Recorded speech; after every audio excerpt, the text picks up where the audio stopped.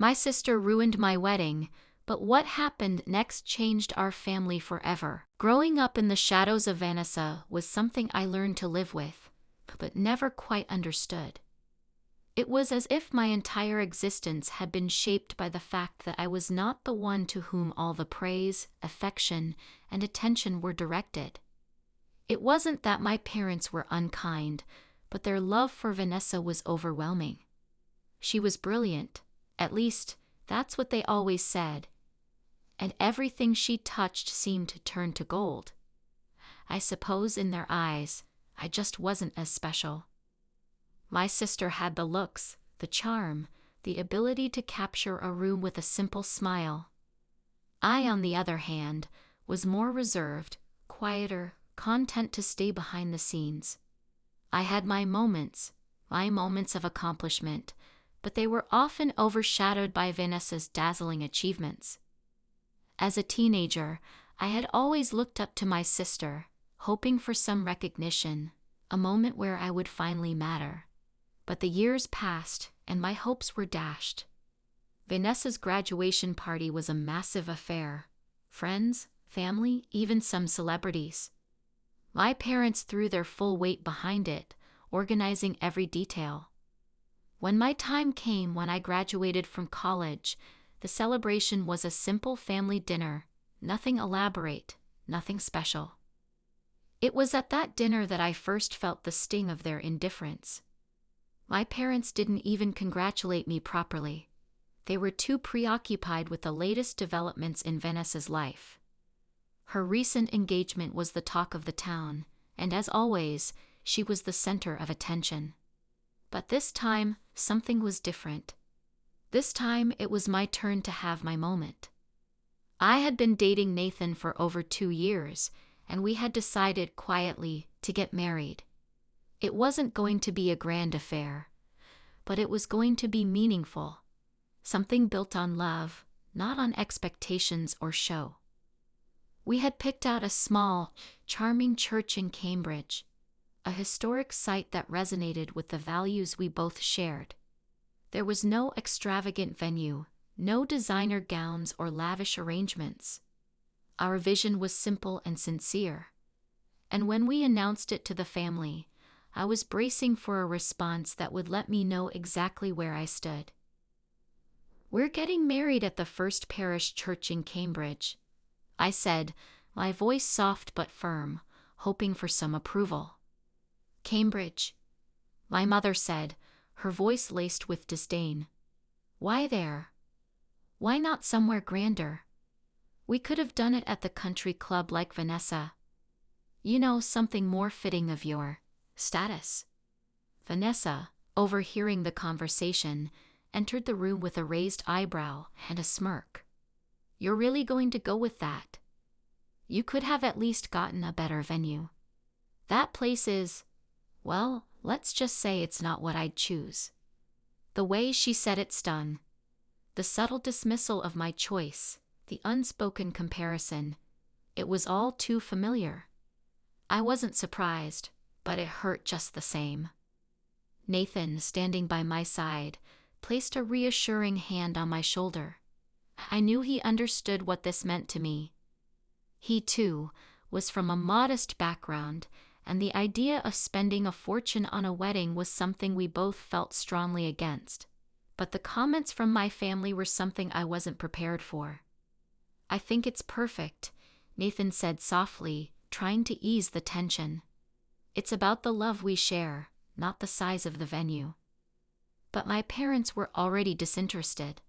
They didn't want to hear it.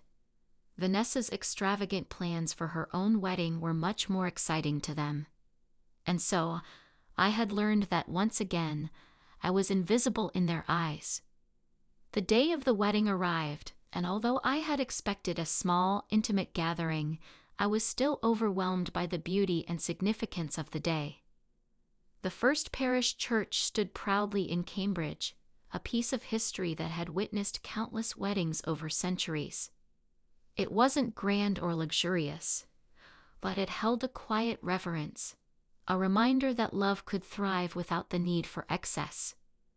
The flowers were wild, hand-picked from a local garden, and the cake was small, baked with care and simplicity. We had chosen to invite only a handful of close friends, people who mattered, who truly cared about us. It wasn't about impressing anyone. It was about sharing a day that symbolized our commitment to each other. There were no grand speeches, no choreographed dances, just genuine smiles, laughter, and love. I could feel the absence of my family acutely, but I pushed it aside. This was our day, and nothing could take away the joy of knowing that Nathan and I were starting a life together, built on mutual respect, love, and understanding. The ceremony was short but beautiful. I could feel my heart swelling with emotion as I looked at Nathan, standing across from me, the man I had chosen to spend my life with. In that moment, I felt more alive than ever before. This wasn't about luxury or status. This was about a promise. But as I stood there, trying to focus on the moment, I couldn't help but feel the pang of disappointment. My parents hadn't called. Vanessa hadn't even sent a message. I tried to push those thoughts away, focusing on the love that surrounded me. But the emptiness in my heart grew, and the absence of my family became a weight I could hardly carry. The reception was a quiet affair, held in a small community hall just down the street from the church. It wasn't extravagant, but it was warm and full of joy. Our guests mingled, shared stories, and enjoyed the simple meal we had prepared. It felt like the perfect end to our wedding day, a reflection of everything we had dreamed of. But then, my phone buzzed in my pocket. I had been avoiding it, not wanting to be distracted, but curiosity got the best of me. I opened Instagram and saw the post. Vanessa had uploaded a photo of our small wedding cake, accompanied by a caption that stung like a slap in the face. "Congrats on the budget wedding, sis.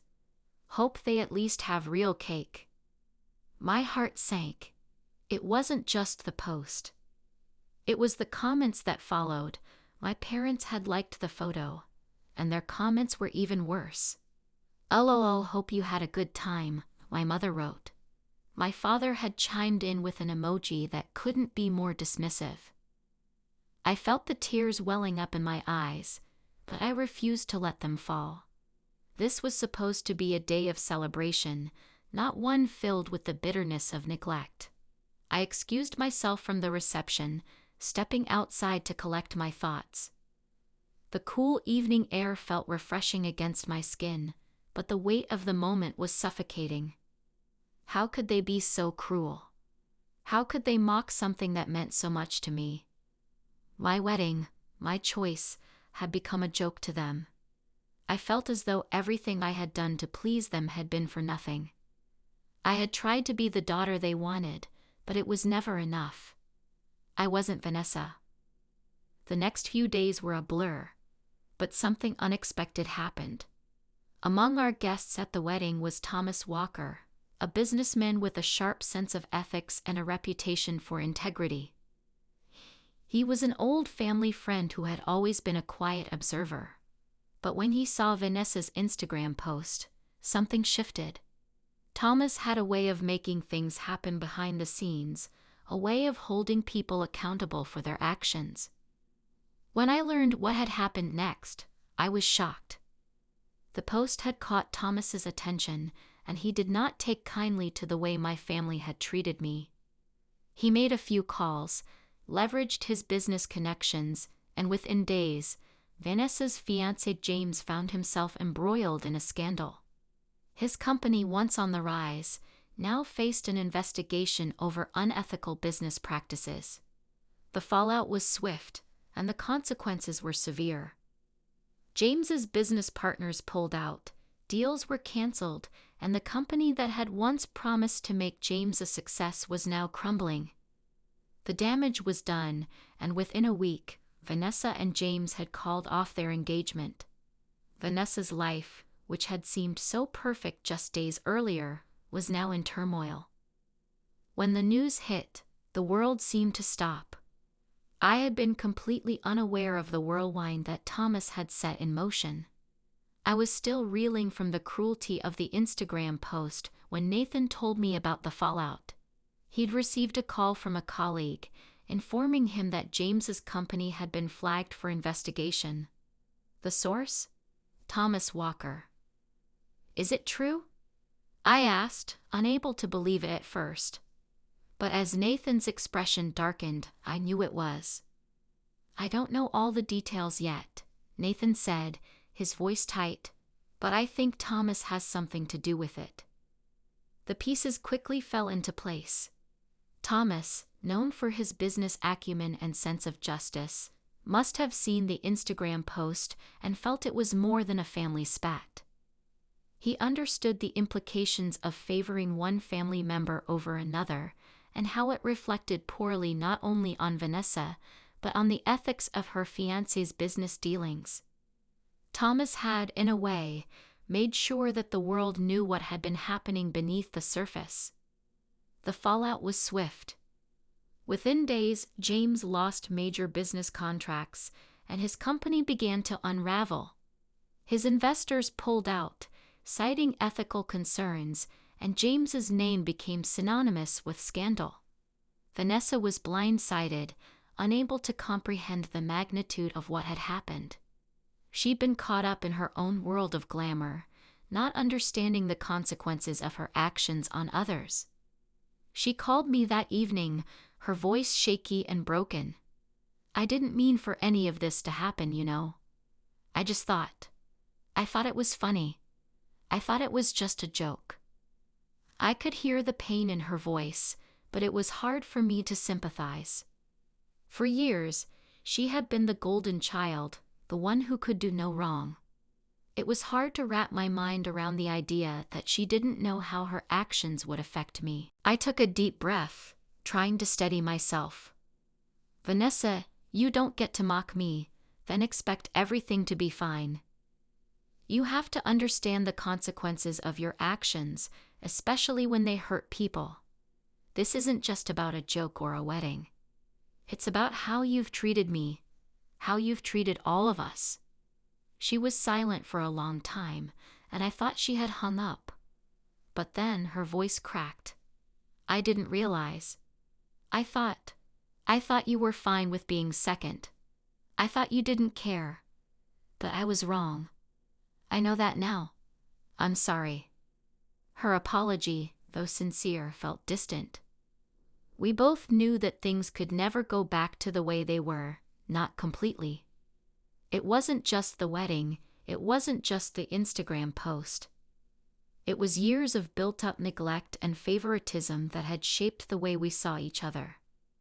As the consequences of Vanessa's actions began to unfold, my parents rushed to make amends, but their attempts came too late. I had already made my decision. I would not allow them to waltz back into my life as if nothing had happened. The morning after Vanessa's call, my phone rang incessantly. It was my mother. I ignored it, unwilling to take her call at that moment. It wasn't until the late afternoon that I finally gave in, but I immediately regretted it. "Sweetheart, we're on our way," my mother said, her voice strained with urgency. "We're coming to the church. We want to make things right. Please, don't shut us out." I could hear my father's voice in the background, pleading with me to listen, but I had had enough. They had chosen Vanessa. They had chosen luxury, status, and a family member who was too wrapped up in herself to care about anyone else. I made my decision firmly. "You can't come here. Not now. Not after everything that's happened. You can't just show up, expecting everything to be fine." There was a long pause before my mother spoke again, her voice breaking. "I know we made mistakes, but please give us a chance. We're so sorry, dear. We realize what we've done." I felt the weight of her words, but I also felt the weight of my own heart. I had spent my whole life trying to win their approval, but it had never been enough. This was my moment to stand up for myself, to refuse to be treated as an afterthought. "No," I said, my voice steady. "I'm sorry, but I can't just pretend it didn't happen. Not yet."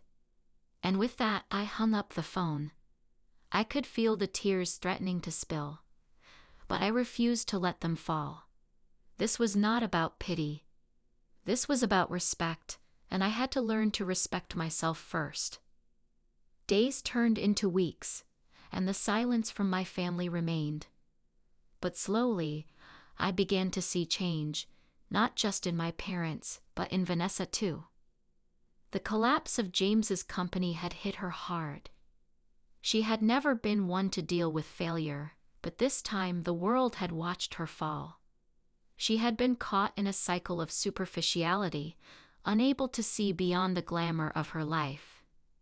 And now, faced with the reality of her actions, she was forced to reckon with who she had become.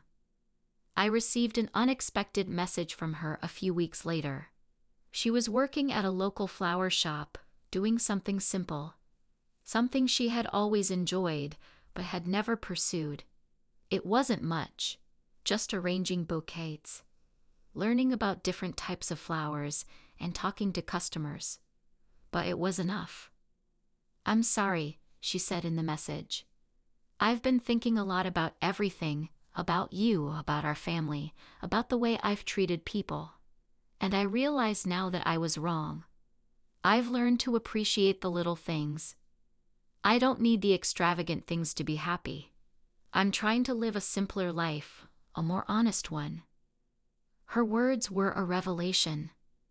It wasn't the apology I had expected, but it was the apology I needed.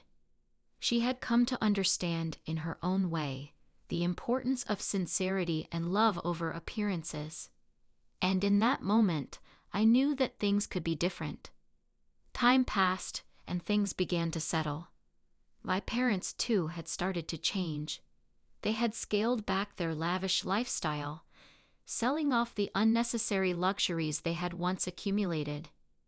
Their savings had dwindled, and they realized that the pursuit of wealth and status hadn't brought them happiness.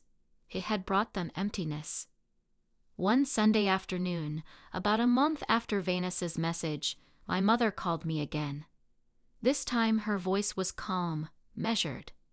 "We've been thinking a lot, darling, about what you said, and about what we've done. We've realized that we've spent too much time chasing after things that don't matter. It's not about the money or the status or the appearance of success. It's about family, about love." I could hear the sincerity in her voice, and for the first time, I felt a flicker of hope. Maybe, just maybe, there was a way to rebuild the family that had been broken. The changes didn't happen overnight, but they were real. Over the course of a year, we saw small yet profound shifts in the way my family interacted. The distance between us started to close, but it wasn't without effort. I could see that my parents, especially my mother, were trying. They were doing things for me, not because they were expected, but because they genuinely wanted to. My mother, who had once brushed off my attempts at intimacy, now began sending me messages, checking in on my life, even offering to watch Emma so Nathan and I could have a night out. I saw the vulnerability in her actions, something I had never really noticed before. My father, too, made attempts to connect. He no longer brushed aside my opinions or dismissed my choices with a flick of his hand. There was a tenderness in his gestures, a willingness to listen that hadn't existed before. But the one who had changed the most was Vanessa. Her transformation was both surprising and inspiring.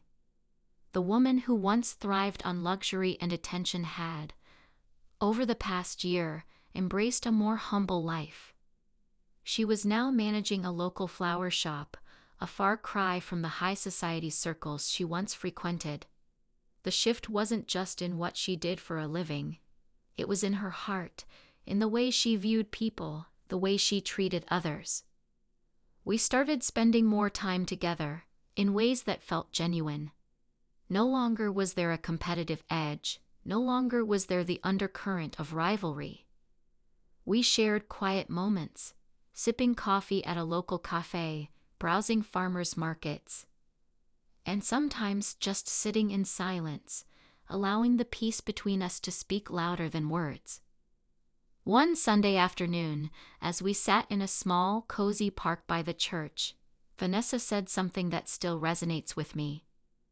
"I used to think I needed everything to be perfect," she confessed, her eyes distant as she gazed at the trees swaying gently in the breeze. "I thought I needed to be on top, to be the one who had it all. But now, I realize how much I was missing. How much I hurt people along the way. How much I hurt you." I could see the sincerity in her eyes, the years of pretending slowly unraveling. She wasn't just apologizing for the wedding mockery anymore. She was apologizing for everything. The years of favoritism, the constant comparisons, the invisible pressure to live up to some impossible standard. "I'm sorry too," I replied, feeling my own walls start to crumble. "For not speaking up sooner, for letting it all go unaddressed." We sat in silence for a long time, the weight of our shared past between us, but no longer a burden. The weight had become lighter, and for the first time in my life, I felt like Vanessa and I were in the same place. As the months passed, our family began to heal in ways I never thought possible. We still had our moments, of course. Old habits die hard, after all, but the undercurrent of love and respect had shifted everything. Nathan and I were thriving. Our daughter, Emma, had brought a new sense of joy into our lives. Her laughter filled the house in a way that had been missing before, and she brought us all closer together. Every day with her was a reminder of what truly mattered, the connections we built, the memories we created, the love we shared. One evening, as we sat around the dinner table, I looked at my family, my mother, father, Vanessa, and realized how far we had come.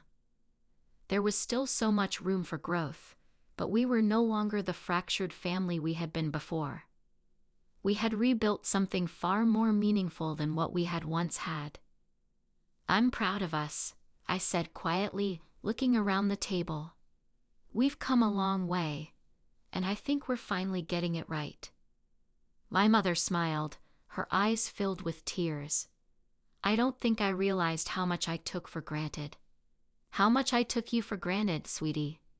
I don't expect everything to be perfect, but I want you to know that I'm proud of you, of the woman you've become." My father, usually a man of few words, reached across the table and gave my hand a firm squeeze. "We were wrong," he said simply. "We were blind, but we see it now." Vanessa, who had been quiet up until then, finally spoke.